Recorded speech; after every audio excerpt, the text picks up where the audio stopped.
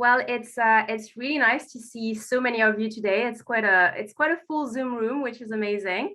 And so I just wanted to start by saying as well that we are doing these webinars once a month. And so if you aren't part of our network already, we have a network called Conservation Now, and we have about 150 members at the moment. And when you join as an organization, you get access to the webinars, but you can also be a speaker at the webinars, which is quite exciting. And you also get access to workshops that are for members only. And you also get access to our brand new mentoring program. So if you are part of an organization and you're not yet part of the network, then I would encourage you to check the website to find out a bit more. And then you'll hear all the news about our upcoming webinars as well, which is nice to know. And so today, I'm sure that's, you're very excited for EJ to be here with us today. And so just a brief intro. So Professor E.J. Milner-Gulland, who is currently the head of department at the zoology department of the University of Oxford. E.J. is also the director of the Interdisciplinary Center for Conservation Science. And she co-founded the Saiga Conservation Alliance in 2006. And then, of course, Conservation Optimism as well in 2016. So EJ, I'll pass on to you, and I'm sure everyone is super excited to hear from you. So I'll just let you share your screen, and I'll now stop my video. Thank you, and I'm super excited to be here, and just very happy to be able to share some thoughts with everybody. So thank you so much for the invitation, and thank you to everyone for coming along. Okay. Oops, sorry, that was a fail. Let's try again. Okay. All right, can everyone see that okay? So my talk is about where can we find conservation optimism in today's world and why do we need it? So as Julia said, I'm a professor, and that means that I spend most of my time training people to be conservationists of the future. And hundreds of people have gone through my lab over the years, and I know that some of you are on this call. But that means that I do feel kind of responsibility to help these people to have the most fulfilling careers they can, and to fulfill their aspirations to really make a difference for nature. So I say I send people out around the world, and here's one of the places where quite a few people have gone. This is Kia Saima protected forest in Cambodia. This is some of us there for a project, and I've had about 10 students have gone and worked in Kia Saima in Cambodia over the years. And it's a really interesting forest. So I'm just going to tell you a little story about this forest, just to give you a feel for why I think that conservation optimism is so important. So this is a forest that is huge in biodiversity. Even up until 2007, it had tigers, and although they're not there now, there's plans to reintroduce them. Oh, and I'm just going to have a little sound track while I talk. So this is a gibbon. They also have banteng and gaur, which are kind of very rare ungulates. They have 21 species of woodpeckers. They've found 15 species there that are new to science. They even have elephants and these wonderful gibbons. So yeah, it's a magical place. It's also a place that has all sorts of trouble and issues. So here's an example of some pictures that me and my team have taken when we're in Saima. They have bushmeat coming out. They have small scale clearance for cash crops for local people. You can see that huge pile of chainsaws, which is kind of filling up a room. Those cars are taking out illegal timber, and there's some guys who've gone out to cut timber in the forest. So it's a forest that's under huge pressure, despite having this wonderful biodiversity. Here's an example of some of the pressure, and this is actually quite an old map now, but it shows the green is the protected forest and the pink is deforestation. And you can see here that what was the park headquarters deep inside the park is now right on the border of where the deforestation is. And interestingly, you can see here some kind of squares in the deforestation, and that is because the deforestation is being done officially as part of land concessions, but inside the protected area. In fact, one of the areas that's protected around here, actually the sign is right in the middle of a village now, a small town. So it's an area under huge pressure. It's also an area where brave people are giving their lives for conservation. So here's 3 conservation heroes, rangers who were killed by poachers in 2018. So in the case of Simon, you might think, well, really, the conservation optimism, the thing for hope is the fact that it's still there at all, that we have still elephants there. We have this beautiful bit of forest, despite all the pressures that are coming from outside. Conservation is making sure that at the moment it's still there for future generations. So that's one story from my group, my research. Another one I'm going to tell you is about saigers, which are, as you can see from this picture, clearly the most beautiful creature on this planet. So saiga antelopes are found in Central Asia and in Russia. They're a nomadic or migratory species of the steppe. They're the keystone species of the steppe, so the major wild ungulate of the steppes. You can see here the males have horns and the females don't. They live in large herds and migrate around the steppes. Here's the 5 populations where saigers live. There's one in Russia called the Pre-Caspian. There's 3 in Kazakhstan, of which 2 are transboundary, the Aral and the Sea. And then there's a separate subspecies in Mongolia. These animals live in very harsh continental environments. So this is the Uzbekistan part of the Sea population. In the summer, you can see really dry. And here's the same area in the winter. You can see there's snow. It's very cold. It goes from +40 to -40. It's a very harsh place for a species to live. It's also a species that has been part of human culture forever. So this is what's called an arrow-shaped hunting trap for saigers, and you can see on the left-hand image it's got a hole in the top where the tiger herds, as they migrate, are pushed in through the hole, and then they're killed by people. And this is a centuries-old tradition. And actually, you can see how huge this is by looking at the right-hand image, and you can see a car, a 4-wheel drive car, right by one of the walls that you can see there. So they're huge, huge things where people have been hunting saigers over the millennia, and using saigers both in traditional medicine in China, but also as amulets. So that the picture of the skull is from a house in Uzbekistan. They have huge place in the traditions and cultures of these people. Saigers got into great trouble at the end of the 19th century when the Russian Empire was exporting large amounts of saiga horn into China for traditional medicine. And you can see that the kind of Russian civil servants on the borders between the Russian Empire and China were recording large numbers of horns held up, the mail carriers being robbed to get saiga horns, and then saigers getting to the point of being really close to extinction. So the cause for optimism for saigers was that going from that very low base, conservation, intervention by the state, and then further conservation led to by the kind of late 80s, early 90s, saigers recovering into very large herds. So up to 1 million animals were living in the 1990s, on the early 1990s on the steppe.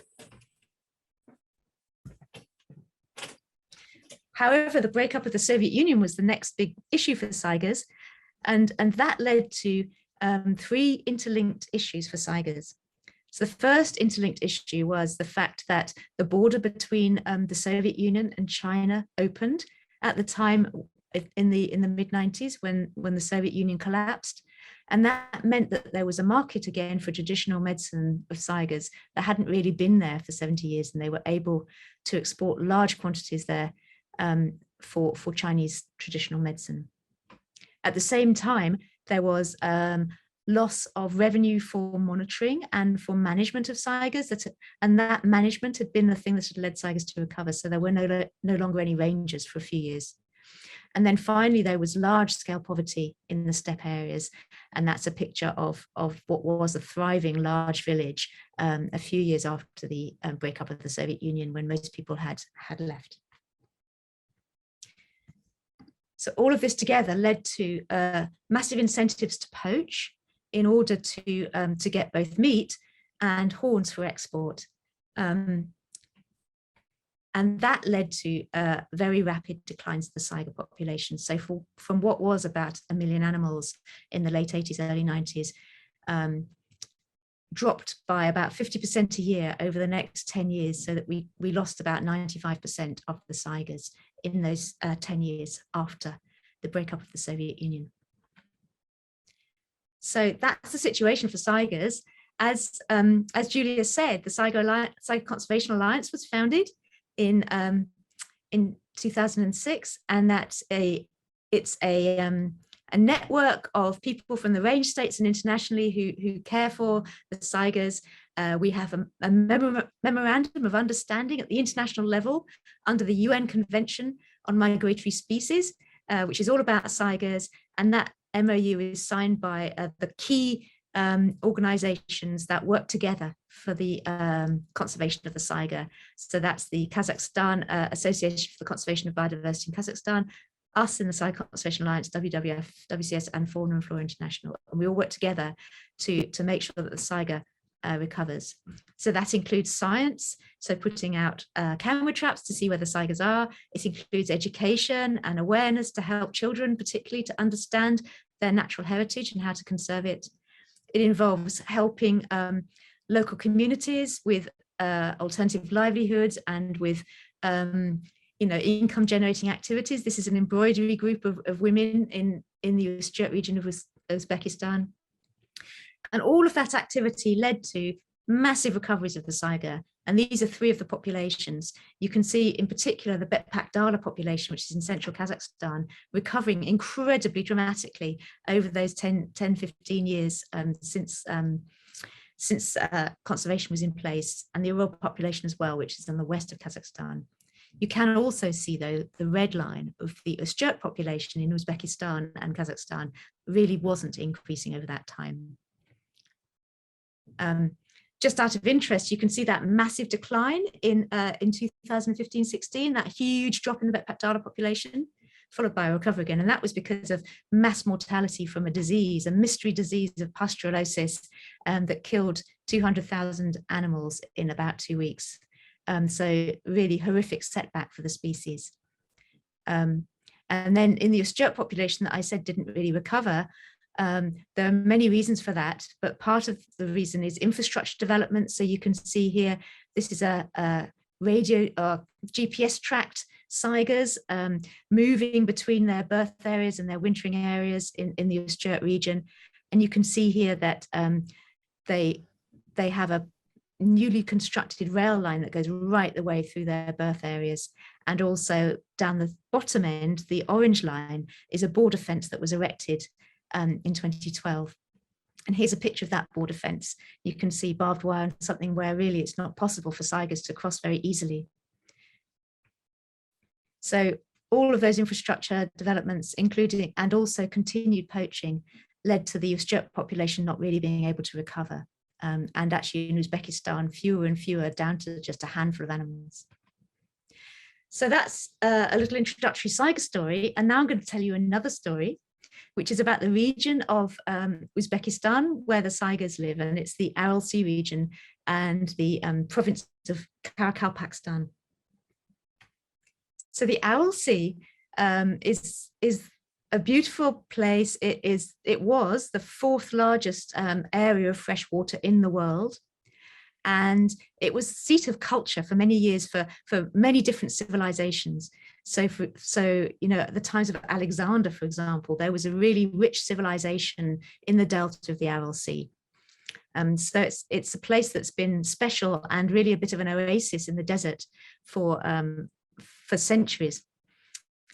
And it's still a dynamic place, though. So the sea being in the kind of shifting sand, we did get shiftings of rivers over time, over centuries, which led to whole civilizations coming and going. But certainly by, you know, the beginning of the 20th century, there was a civilization there. There was a lot of fishing. There was, you know, really good vegetable growing. It was a place of luxury and fertility amongst the desert.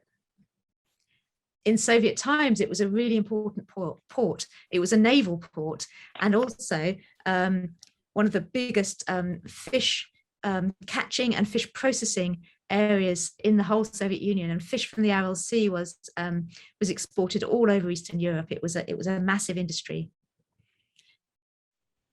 Alongside that, much cotton was grown in the region during the Soviet times, which was a great source of livelihood and economy, but it was also the downfall of the Aral Sea, because cotton needs a lot of water for irrigation. It also needs a lot of pesticide. And this mass cotton growing led to disaster for this region. So here's some pictures of the Aral Sea, satellite pictures from 1977, all the way through to 2014, when basically the Aral Sea was no more. You can see it's basically just a salt pan with a kind of a few lakes left over. And so this fourth largest body of water in the world was destroyed by basically human greed, by inappropriate extraction of water. And that led to huge problems, because not only did we lose the sea and all its biodiversity, but the pesticide-rich salt was kind of whipped up into dust storms and went over the entire region and caused cancers and all sorts of disease amongst the local people. And of course, the loss of that massive fishing industry and of the vegetation that allowed them to grow crops as well.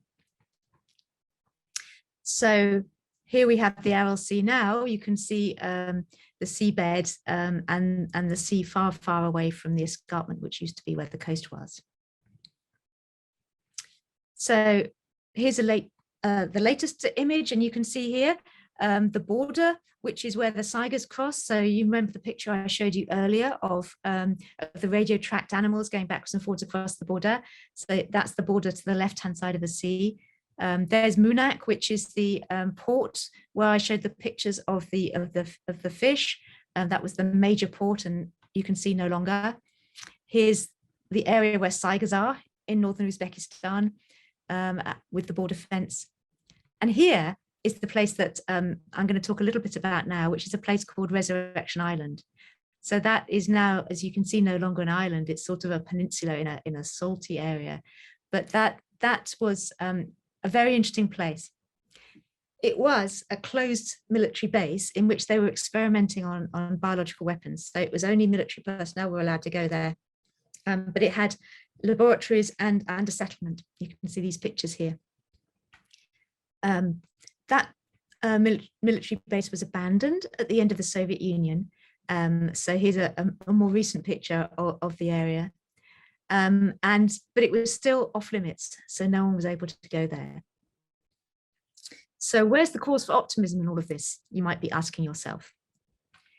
Well, the optimism came in 2012 when a team of the Saigar Conservation Alliance's colleagues and researchers, we went out and looked for life on Resurrection Island. And what they found was actually a lot of life. And what they found was, interestingly, because this island had been separated from the mainland probably for 400 years and had been a no-go area through the Soviet times, and therefore it had no grazing and it had no incursion from local people, it was actually really rich in biodiversity. It had all sorts of things that you don't see elsewhere where there's been more human disturbance, birds of prey and interesting and unique vegetation as well. And excitingly, it had Saigars. So those Saigars have probably been separated from the rest of the Saigars for 400 years. And despite the fact that after our expedition, people started coming to the island and they started to take down the buildings and use the metal and hunt, the Saigars still managed to remain because they were able to run out onto the salt flats of the old Aral Sea bed. And see here, you can see some Saiga footprints, and you can see that the mud is really thick, so you could never get a motorbike or a car onto that. And so the Saigas were safe by being able to run out onto the Aral Sea bed and escape from poachers. So even quite recently, Saigas have still been found in this area of Resurrection Island. And here's a picture actually from a camera trap in 2020 of a fairly sizable herd of Saigas in this area, showing that there is hope that this Saiga population is still there and could potentially recover. Okay, so here's another story. And this story is of a road trip that we took in 2018. So I went along with colleagues from the Wildlife Conservation Network and colleagues from Uzbekistan. And we went to explore the potential for conservation and improving things in this area. On that road trip, I'm just showing you some very bad pictures I took from the car. What we found was really exceptional heritage. So this area, as I said, it's an area that for millennia has been seat of civilizations. So there was some beautiful archaeology. There's you know, ancient Neolithic archaeology. There's archaeology from the Islamic period, and then further on as well, in which we can see just very beautiful artifacts. You can also see the extent of the damage. So here is the end of the river, the Sirdarya that used to drain into the Aral Sea, and it's just outside Munak, and it's now 200 kilometers away from the sea itself. So that's the end of the river that used to drain into the sea. This is Munak town, and I said to you that this was a thriving seaport and a place where you know, fish was coming all over Eastern Europe, and now it's a small and rather dilapidated village. However, we also have a lot of inspiration and a lot of hope and a lot of enthusiasm for nature. So this is a school flash dance at Saiga Day. You can see the photos at the back and the artworks at the back that the children have done about Saigas. So schools were very enthusiastic to think about the importance of their local heritage and protecting the Saiga. And there were many people who were keen to volunteer. Here's some young people who were keen to volunteer to help with these Saiga Days and to help to improve understanding of nature in their region. There's also quite a lot of industry starting. So this is a gasworks owned by Uzkorgas, and they are based up near the Aral Sea region in a village near called Kilkuz. And they are keen actually to do more to help the local people, both their livelihoods and to help the environment. And this is Munak town. And you can see here the famous stranded boats that are boats that used to be in the Aral Sea. You can see I'm standing here on the cliff edge of what used to be the sea and looking down into the seabed where the boats are. And far, far in the distance is the remains of the sea. But there's definitely tourism potential here. The other thing that was really nice to see was that the seabed is actually regenerating, and there's been a fair bit of work trying to plant hardy, salt-tolerant trees that are able to stabilize the sand and stop those sandstorms happening that are so damaging to people and to nature.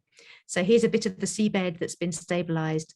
And it's never, ever going to be the Aral Sea, the beautiful, deep Aral Sea that there once was. But it is going to be something that's not worthless for biodiversity. There's small lakes there now, and there's vegetation. It's actually now called the Aral Desert, the Aral Kum. It's a new ecosystem. It's not the same ecosystem, but it's not without value. And the children in the area are really, really keen to preserve their nature and to be proud of the area in which they live, and not just leave it. Here's some pictures that the children drew, and they've never seen Saigas, these children, and I thought it was quite touching how well they drew the pictures, but also how every picture pretty much included water. So this is an area in which water is the most precious resource, and an area where, you know, the idea of bounty is the presence of clear water. So my colleagues in the Saiga Conservation Alliance in Uzbekistan and us, we started to think about what can we do to try to help local people, local government to restore and to resurrect this area, Resurrection Islands, to try to make it into something that's worthwhile for nature and for people, even if it's different to how it used to be. And a place where people don't see that poaching is acceptable, where the social norm is against poaching. So here's some kids doing a play, and there's a poacher in his Adidas top. And a place where there are livelihoods for people that are linked to nature, whether that's homestays or small hotels, or whether that's crafts and traditional livelihoods. And a place where industry can play its part in the sustainable development of the area. And this is us at the Uzkor gas plant talking about ways in which industry could actually help to revive both nature and people's futures. So that's the vision that's now being implemented, and colleagues at the University of Kent and SCA and other places are working together on a big project now to try to do this, based around trying to improve the reserves that the Saigas already have, which is the orange one, adding buffer zones, and then having new project area that brings in some of the important places for people, for Saigas and for industry. So I guess that story just ends with me saying, is there the possibility for resurrection? And I think there really is the possibility for resurrection of this area. So that's a story that was kind of bittersweet and perhaps more sweet than bitter now. At least we have a way forward. But of course, not every story in conservation can be happy. We're still having extinctions. And so here's the smooth handfish. And then here is another. Now, let me see if I can play it. Here we are. And maybe you can think about what this particular sound is. So I find that a really sad sound, because that's the sound of the baiji, or the Yangtze River dolphin. And that is the sound of a species that is now only found on the internet, not found in real life anymore. So, you know, we have these really sad stories as well. And of course, ecologists, scientists, conservationists are concerned, incredibly concerned, and are trying to tell people that something needs to be done. So here's an example, which is the World Scientists' Warning to Humanity, written by thousands of scientists signed this. And of course, people are taking notice. Even our leaders are taking notice.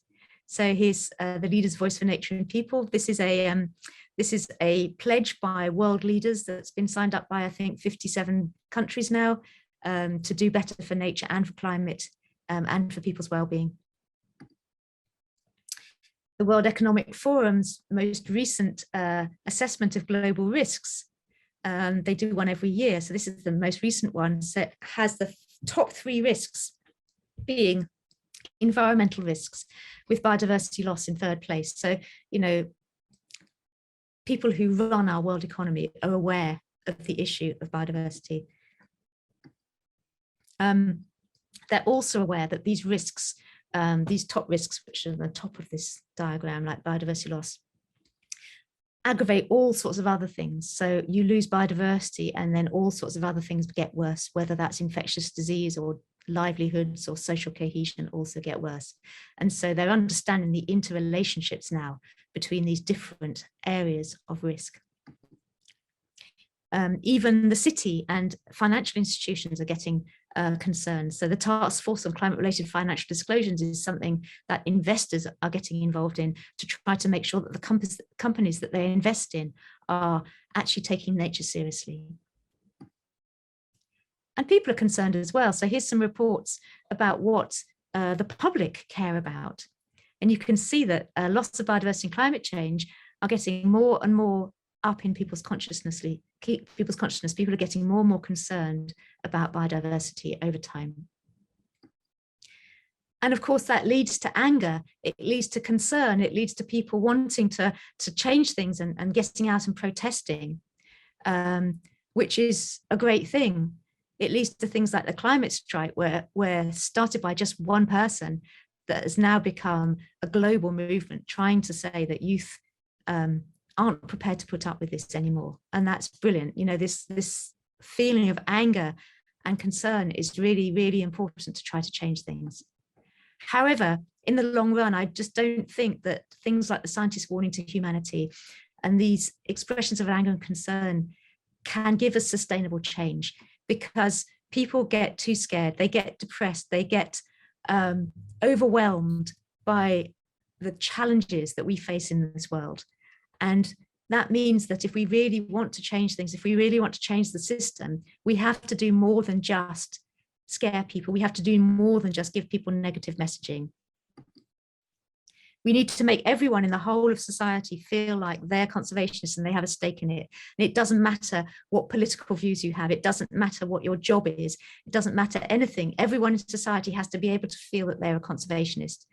Now, these are random members of my family who I managed to persuade to hold this thing up, but I'm sure that that you know, there's the possibility that everyone will be able to think that. They need a sense of agency, they need a sense of community, and to be able to feel that they can do something. So this is another site that we started during the COVID pandemic, because we wanted people to be able to think about, all right, how can I change my own lifestyle, but how can I also influence people around me, and how can I also make my voice heard so that the wider system is changed. So yeah, do go and check Pledge out, because I think it might be something that people find useful. The other group of people, it's not just the general public, it's not just the governments, it's not just businesses who need to change and to have optimism. It's also conservationists ourselves. If you remember my first story about Saimaa Protected Area, and about the fact that the sense of optimism comes from the fact that the conservationists have made it still be there, even though there's so much destruction. But it's tough being conservationist. And as a professor sending people out into this tough world, I need to be able to help them as well, to be able to do their jobs properly. So a recent study by Tom Piankowski and colleagues, one of my PhD students, did a very large survey of conservationists worldwide and showed that large proportions of people working in conservation are psychologically distressed. And that is one of the predictors for mental illness. So psychological distress was severe in 13% of the people, and moderate in 15%. And that's not something that is conducive to people being able to stay in the sector and people being able to do the jobs that they need. You can see here just some reasons why people were more or less distressed. And some of them are quite to do with their careers and their employment and their personal relationships and their health. But also you can see here optimistic disposition and optimism about the future for their specific site where they're working. Those two things are things that we can actually potentially help. So can we help people to feel more optimistic about the future? Here's some quotes from Tom's work as well, where conservationists are just reflecting upon the fact that they feel hopeless about achieving their goals, and that they feel like they need to do more, and it's just never enough what they do. And so, you know, this is really hard to maintain your optimism in those cases. But they also said some positive things about how working in nature and working in conservation means they're doing something worthwhile with their lives, and that makes them feel good. And the fact that when they see that conservation is successful, it helps them to work harder and to work better, because they feel that there's some future and there's some hope. So this brings me to the story of conservation optimism. So in 2016, I went to the Student Conference on Conservation Science, and I heard a talk from Nancy Knowlton, and she's a brilliant inspirational person who started Ocean Optimism. And she was talking about the importance of optimism in keeping us going. And I really resonated with what she was saying. And so in 2017, we ran our first Conservation Optimism Symposium. And it was wonderful. We tried to break out of every mold. We didn't have posters. We had anything that wasn't a poster. We had art, we had business attending, we had singing, and it was just wonderful. But I thought that was it, that I was going to run this one symposium and we'd go away. But the sense of need and the sense of joy and the sense of real urgency about having this optimism meant that we kept it going.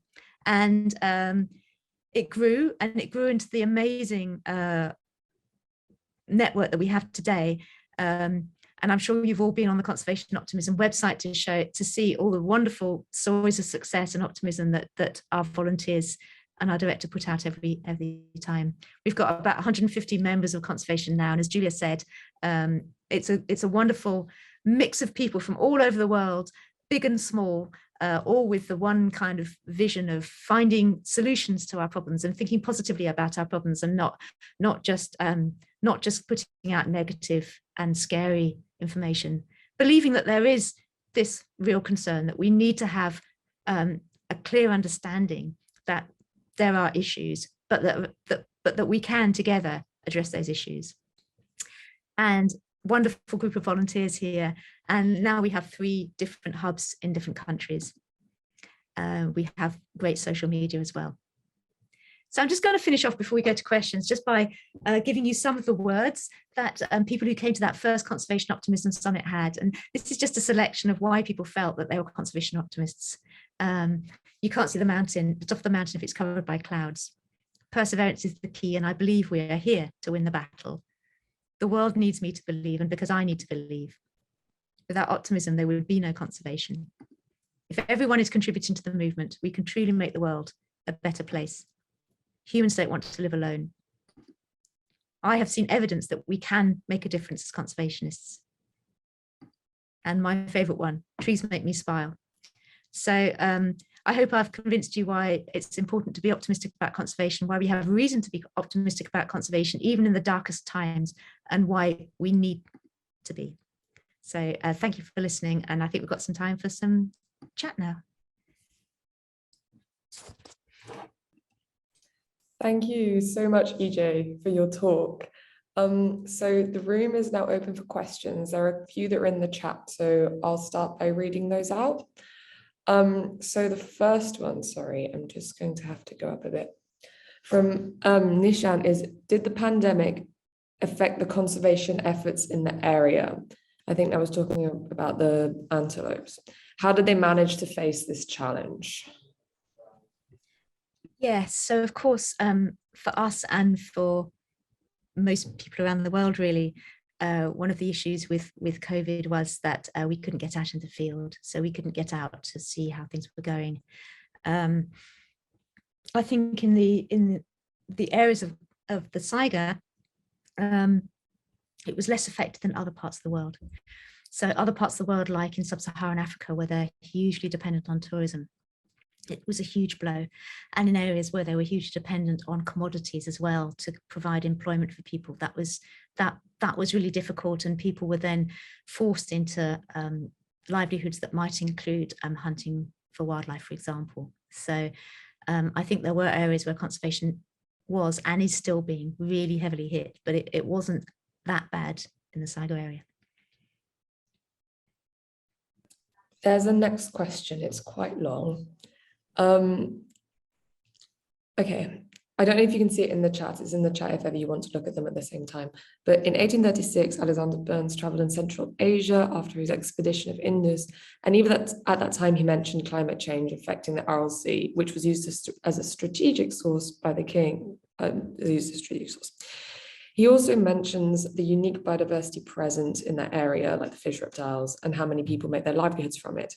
Seeing the current situation of the Aral Sea caused by extensive irrigation and dam work, how do you think this is going to impact the lives of Central Asian people, and what can be done to mitigate it? Especially, how can you involve local communities when it has one of the lowest currencies in the world? I assume isn't a rich nation. Yeah.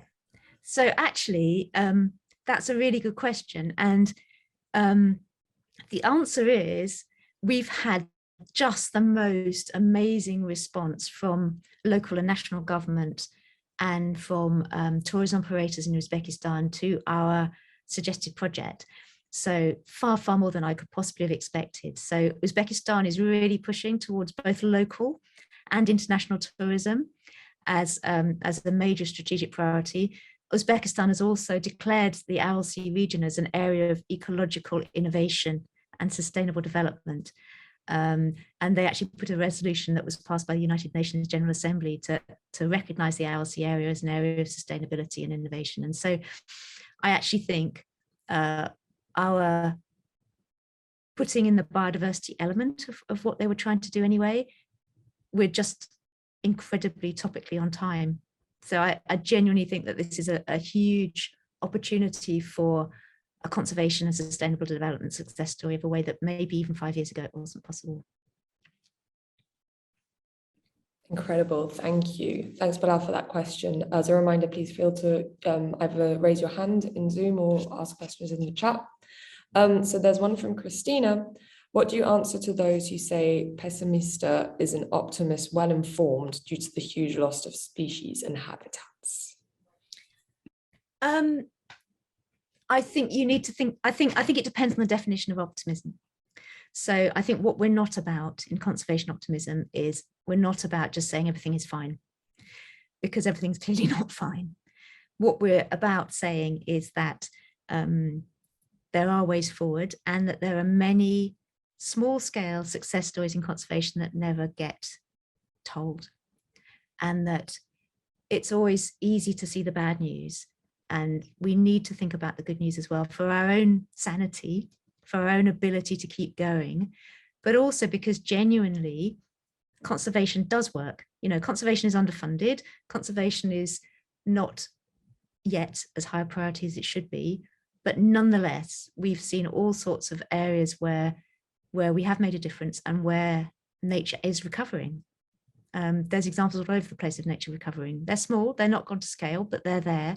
And I think if we work together, and if we kind of spread the message that conservation does work, we can change things. I mean, it seems to me that nobody wants to be on the losing side. So if we go around saying to governments, industry, funders, the public, all is lost, then all will be lost. It's a self-fulfilling prophecy. If we go around saying, do you want to be part of the winning side? Do you want to be part of the side where we can make a difference for people and for wildlife and for nature? And you want us to show you how it can be done? Then we might get somewhere. Thank you. Another one from Nishan just came in. How much can social media help in spreading optimism? Well, a lot. And I think the fact that Conservation Optimism has just hit 14,000 followers is great. The fact that we've got, you know, our hashtags are pretty well followed. I think social media is obviously spreads things in all sorts of different ways, and all sorts of misinformation as well as positive information. So we need to be canny about how we use social media. So I think social media can help, is the answer. And I think in fact, we have to use it, don't we? We have to use it smartly. How are you raising your voice to stop deforestation and mining in rainforests or other nature areas? From Oscar. So we're helping NGOs and partners in those places we're helping them by giving them training, by giving people mentoring, by giving people a network to support them. So Conservation Optimism itself is not an active on the ground NGO. We're an NGO that supports conservationists so that they can be as effective as they can be. So we can support them to make sure they don't burn out, to make sure they can be more effective themselves. So that's our role, which is a slightly different role to most other roles. I mean, if you think about Cambodia, for example, where I've been working, that's a different thing, because that's me working as an academic. I work with in-country NGOs, Wildlife Conservation Society and FFI in Cambodia. We try to understand the problems, and we work with them to implement interventions and see whether they're effective or not. So that's a different hat that I'm wearing, I guess. And I see one from Priscilla that says it's so hard to stay optimistic when your government and your country's elite work to destroy everything. But we're doing what we can in Brazil, and I complete respect to conservationists in Brazil. You really are doing a grand job. And I guess one of the stories of the Saiga, one of the reasons why I give the Saiga story and the Saimar story, because both of them are quite depressing stories in some way.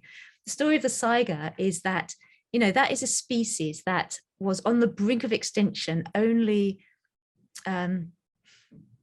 25 years ago. And that was because of geopolitical events, so global events that we could do as a conservationist, you could do absolutely nothing about. So the breakup of the Soviet Union, the opening of borders with China, huge rampaging poaching, we couldn't do anything about that in the short term. But what we could do is we could try to put a safety net in for saigers. We could work together. We could start to raise the profile of saigers with government. We could start to do small scale interventions in villages to help to raise awareness, to help to stop poaching in village by village. We did that as a community of saiga conservationists. We kept that saiga population going through to the point at which it was able to start recovering when the government changed. And so I feel complete feeling solidarity with people in Brazil, and actually people in Cambodia who are losing a lot of forest, and Madagascar, and many places around the world where there's real governance issues, where people are losing biodiversity. And all I can say to you is keep the faith. We're not going to save everything, but we can save some things, and things will change around. I've been around in conservation for more than 30 years now, and I've been working on saigers for that long, and we just need to keep the faith, keep on battling. Things are changing, and things are changing fast now, faster than I've ever seen in my entire career. So that's all I can say to you. And conservation optimism is part of that. Thanks. There's another comment from Priscilla that despite everything, our effort makes a difference in the end. So let's go. We are many around the world, which is nice. Absolutely. Then from Nishan again, there's any chance of involving media houses and sensitize them regarding sharing optimistic stories? Well, actually, I'm going to be cheeky here, and I'm going to give Julia the floor for that, because I think that's a question that Julia is much more appropriate to answer than me. I thought that might happen when I saw that specific question. I think there's definitely a lot of movement within the journalism industry at the moment to push for more solution story. So I think it's also a case of one, picking, which media outlet you're really looking for stories, because actually you can kind of like pick up on journalists who have this approach and who are doing solution stories. And so if you follow them, then, you'll start seeing more and more of these. And I think as well, like as consumer of news, as the more stories like that we read and we share and we comment and we like, the more the newsroom will then have to kind of adjust and adapt and see that that's what the audience wants. So I think we have power in that regard. And I know that we had a workshop with journalists here in the UK at some point, I think it was 2 months after the pandemic started. And they were saying at that point that a lot of like young demographic, the young audience was already pushing and saying, we've had enough of the pandemic coverage that is like doom and gloom. We really want solution stories. And so they were starting to see a bit of a shift of what stories they were pushing in newsrooms. So, if that can happen with COVID, there's no reason that we can't have the same impact with environmental stories as well. So that would be my answer to that question. I see there's a question from Bilal as well. Shall I answer that one? Yes. I might just read it out just for the recording.